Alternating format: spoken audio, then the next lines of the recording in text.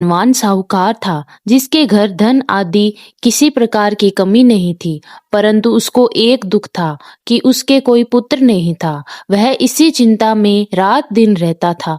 वह पुत्र की कामना के लिए प्रति सोमवार को शिवजी का व्रत और पूजन किया करता था तथा सायंकाल को शिव मंदिर में जाकर शिवजी के श्री विग्रह के सामने दीपक जलाया करता था।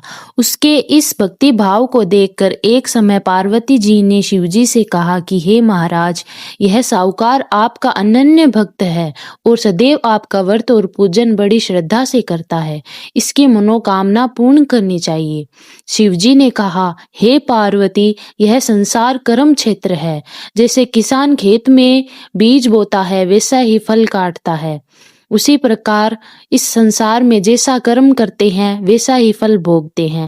पार्वती जी ने अत्यंत आग्रह से कहा, महाराज, जब यह आपका अनन्य भक्त है और इसको अगर किसी प्रकार का दुख है तो अवश्य दूर करना चाहिए, क्योंकि आप सदैव अपने भक्तों पर दयालु होते हैं और उनके दुखों को हरते हैं। यदि आप ऐसा नहीं करोगे तो मनुष्य आपकी सेवा और व्रत क्यों करेंगे। माता पार्वती के आग्रह पर शिवजी ने साहूकार को पुत्र प्राप्ति का वरदान तो दिया, लेकिन उन्होंने बताया कि यह बालक 12 वर्ष तक ही जीवित रहेगा।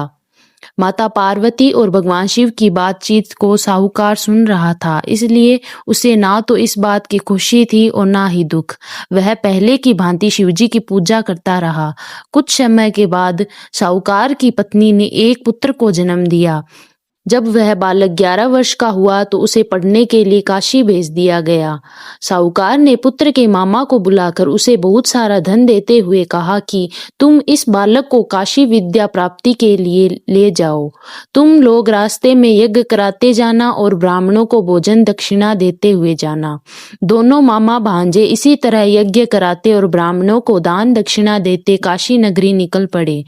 इस दौरान रात में एक नगर पड़ा जहां नगर के राजा की कन्या का विवाह था, लेकिन जिस राजकुमार से उसका विवाह होने वाला था वह एक आंख से काना था। राजकुमार के पिता ने अपने पुत्र के काने होने की बात सुन को छुपाने के लिए सोचा, क्यों न उसने साहूकार के पुत्र को दूल्हा बनाकर राजकुमारी से विवाह करा दूं।